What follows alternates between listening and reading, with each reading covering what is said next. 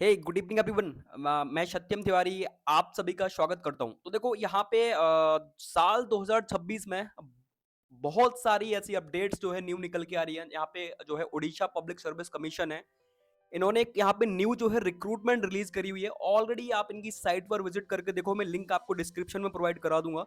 Basically Telegram को भी join कर लेना। लगभग 7,000 प्लस वहाँ पे लोग ऑलरेडी ज्वाइन है। देन आपको मैं लिंक प्रोवाइड कर दूंगा, तो आप वहाँ पे ज्वाइन हो सकते हो, क्योंकि फर्दर जो भी अपडेट्स आती हैं आपको मिलती रहेंगी। देखो यहाँ पे ऑलरेडी आप देखोगे तो उड़ीसा पब्लिक सर्विस कमीशन की साइड से असिस्टेंट एग्रीकल्चर ऑफिसर की जो है ग्रुप बी की पोस्ट जो है निकल के आई है। बहुत सारी पोस्ट है, लगभग लगभग 118 पोस्ट है, और आफ्टर ये लॉन्ग टाइम जो है पोस्ट निकल के आ रही है। ठीक है, तो डिटेल में जो है डिस्कस करने वाले हैं, लाइक एग्जाम पैटर्न क्या रहेगा, देन सिलेबस क्या रहने वाला है, ठीक है, कौन कौन अप्लाई कर सकता है, किस स्टेट से आप अप्लाई कर सकते हो, सैलरी कितनी रहने वाली है, एंड ऑफिशियली जो है सिलेबस इन्होंने क्या रिलीज किया हुआ है। ठीक है, तो स्टार्ट करते हैं। देखो यहाँ पे सबसे नंबर ऑफ पोस्ट तो आपने ऑलरेडी देख ली है। देन सबसे इंपॉर्टेंट बात ये है कि यहाँ पे BSc in agriculture and BSc in horticulture any जो है आपने जो है कॉलेजेस से किया हो, like ICR, non ICR, any institute से आपने किया हो, आप यहाँ पे एलिजिबल हो। ठीक है,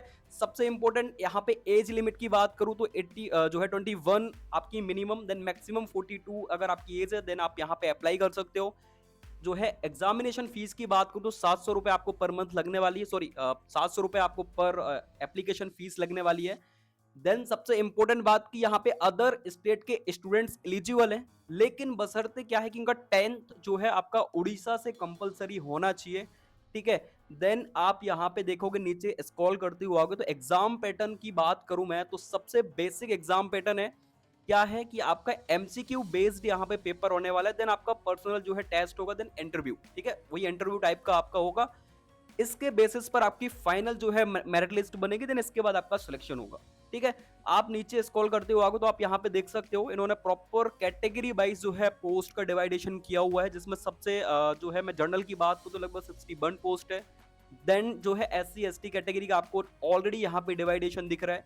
ठीक है, नेक्स्ट आप देखोगे सबसे इंपॉर्टेंट आता है एग्जाम पैटर्न को लेकर, जो कि बहुत सारे स्टूडेंट्स बार बार पूछते हैं कि भैया एग्जाम पैटर्न क्या रहता है। तो एग्जाम पैटर्न ऑलरेडी बहुत ही इजी है। ठीक है, ऑलरेडी आपको देख के यहाँ पे समझ में आ ही रहा होगा कि आपका जो है पेपर 1 एंड पेपर 2 दो टेस्ट होने वाले हैं, जो कि फुल एंड फुल आपके 100 मार्क्स से होंगे। नंबर ऑफ क्वेश्चंस की बात को तो 100 मार्क्स इसके, देन 100 मार्क्स इसके आपको मिलने वाले हैं। ठीक है, 2 आवर्स का आपको टाइम मिलता है। देन आप देखोगे तो यहाँ पे बिल्कुल जो है नेगेटिव माइनस मार्क है, क्योंकि ओपीएससी है, उड़ीसा पब्लिक सर्विस कमीशन। जितने भी पब्लिक सर्विस कमीशन के एग्जाम होते हैं आपको सबको पता होगा कि भाई नेगेटिव माइनस मार्किंग होती है। और अभी फिलहाल के टाइम पर हमारा जो है एमपीपीएससी में भी प्रीलिम्स के एग्जाम में नेगेटिव माइनस मार्किंग स्टार्ट हो गई। तो ये 2026 का जो साल है बहुत ही डिफरेंट है। प्रॉपरली अगर स्टूडेंट्स की बात करूं बहुत डिफरेंट है ना। देन आप देखोगे यहाँ पे नीचे कि 25 मार्क्स का आपका इंटरव्यू रहने वाला है। ठीक है, देन आप अलग अलग जो है मार्क्स का डिवाइडेशन यहाँ पे देख सकते हो। दो पेपर होंगे जो कि आपको 200 मार्क्स के रहने वाले, मतलब 100 मार्क्स का एक पेपर, देन 100 मार्क्स का आपका एक पेपर रहने वाला, जो कि ओएमआर है। आपको सिर्फ गोले फिल करने, देन आपका पेपर यहाँ पे सबमिट हो जाएगा। ठीक है, नीचे आप आओगे तो सिलेबस आपको देखने को मिल जाएगा। एग्जाम्स की अगर बात करूं, डेट ऑफ एग्जामिनेशन, तो टेंटेटिव डेट्स इन्होंने जो दी हुई है वो 19/2/2026 की इन्होंने डेट्स मेंशन की हुई है कि भाई 19 मतलब टाइम बहुत कम है आपके पास, क्योंकि ऑलरेडी आपका यहाँ पे नेक्स्ट जो है ये मंथ तो आपका जाने वाला है, दिन फरवरी में आपका एग्जाम है। इसके बाद अगर प्लेस ऑफ एग्जाम सेंटर की बात करो तो कटक एंड भुवनेश्वर आपका एग्जाम सेंटर रहने वाला है। देन आप देखोगे ये जो एलिजिबिलिटी है जिसकी मैं आपसे बात कर रहा था कि भाई 10th आपका उड़ीसा से होना चाहिए। ठीक है, ये इन्होंने मेंशन किया हुआ, आप देख लेना। और इसके साथ साथ आपको स्पीक यानी उड़िया लैंग्वेज आनी चाहिए। तो सीधा सीधा अदर स्टेट के बहुत सारे स्टूडेंट्स का यहाँ पे बॉयकॉट हो जाता है, वो यहाँ पे हट जाते हैं, क्योंकि उड़िया लैंग्वेज हर एक स्टूडेंट्स की नहीं होती है। देन 10th उनके पास नहीं होता है। ठीक है, तो ये सारी चीजें। देन नीचे जो है यहाँ पे सबसे इंपॉर्टेंट एक बात बताऊं, बहुत सारे ऐसे पब्लिक सर्विस कमीशन है जो कि अदर स्टेट के स्टूडेंट्स को सिर्फ लैंग्वेज के नाम पर हटा देते हैं। इंडिया में आप देखोगे मध्य प्रदेश कोई भी एनी वैकेंसीज आपकी निकल के आ रही है, अदर स्टेट स्टूडेंट्स एलिजिबल है। कहीं से भी हो, किसी भी स्टेट का हो, लैंग्वेज का कोई बैरियर नहीं। आप पाओ, एग्जाम क्लियर करो, जर्नल की सीट लेके जाओ, देन आप बिल्कुल यहाँ पे जॉब कर सकते हो। लेकिन अदर स्टेट लाइक आप तमिलनाडु देखो, अब आसाम का देखोगे, मेघालय देखो, लाइक आप केरला चले जाओ, इन डिफरेंट डिफरेंट स्टेट के जितने भी एग्जाम्स होते हैं ना एग्रीकल्चर रिलेटेड, वहां पे आपको एलिजिबल ही नहीं किया जाता है। बट एमपी में जाने क्या कौन से नियम एंड कानून जो है बना रखे इन लोगों ने। देन आप देखोगे यहाँ पे नीचे स्क्रॉल करते हो आगे तो आपको सिलेबस देखने को मिल जाएगा, जो कि बहुत इंपॉर्टेंट है। एग्री और हॉर्टी दोनों का सिलेबस मेंशन किया हुआ है इन्होंने। तो आप देखो topic 1 and unit 1, then unit 2 जो आपकी मेंशन है, यूनिट 3 भी मेंशन है, जिसमें इन्होंने agronomy, farming system and sustainable agriculture के बारे में बात करी है। देन यहाँ पे प्रिंसिपल ऑफ ऑर्गेनिक फार्मिंग के बारे में बात करी हुई है। यहाँ से सीधे क्वेश्चन आने वाले हैं क्रॉप प्रोडक्शन टेक्नोलॉजी से रिलेटेड। यूनिट सेकंड की बात करूं तो यहाँ पे जो है production technologies of horticulture crops यानी फ्रूट्स की बात करी है। Then production of technology of horticulture crop like vegetable crops की बात कर रहा है। देन यहाँ पे जो है आपकी हॉर्टिकल्चर क्रॉप्स में आपकी फ्लोरिकल्चर भी आती है, तो उनकी बात कर रहा है। देन यूनिट 3 में आप आओगे तो यहाँ पे आपको फील्ड क्रॉप्स जितनी भी है, हॉर्टिकल्चर क्रॉप्स लाइक जितनी भी है, उनके डिसीजेस, वो सारी चीजें आपको पढ़नी पड़ेगी, लाइक उनकी वेराइटीज, स्पेसिफिक क्या उनके बारे में एक यूनिक जो चीजें हैं पर्टिकुलर क्रॉप्स के बारे में, वो आपको देखनी है।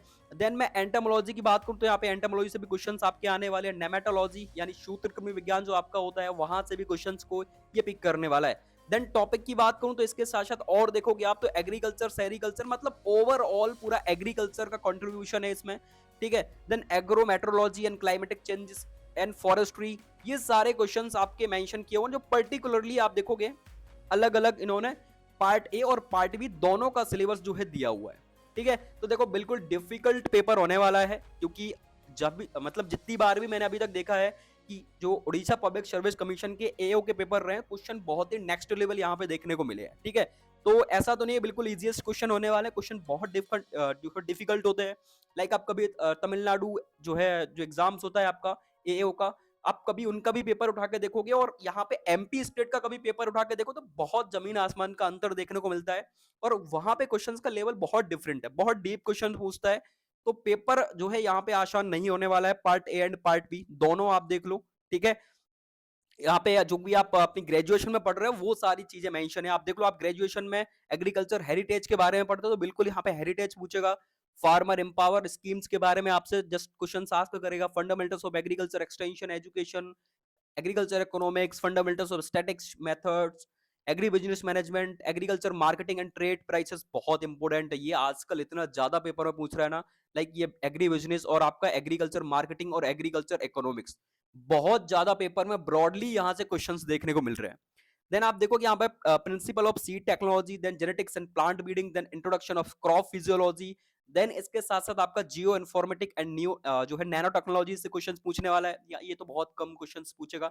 जहां तक जियो इन्फॉर्मेटिक्स माय एक्सपीरियंस की, जहां तक जियो इन्फॉर्मेटिक्स के जो है क्वेश्चन ज्यादा देखने को मिलते हैं। Fundamentals of soil science very very important, soil fertility and nutrient management हो गया, ठीक है। तो ये आपको बेसिकली चीजें देखने को मिलने वाली है आपके paper first and paper second दोनों का आप सिलेबस देख लो, बहुत बहुत इंपॉर्टेंट है, ठीक है।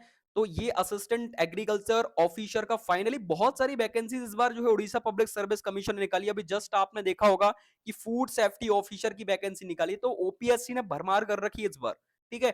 एमपीपीएससी में भी वैकेंसीज निकली एग्रीकल्चर की, बट वहां पे जर्नल और ईडब्ल्यूएस के स्टूडेंट्स को एलिजिबल नहीं किया गया, देन उनके लिए पोस्ट ही नहीं है एलिजिबल, तो बात आप छोड़ ही दो, ठीक है। तो ये चीजें हैं।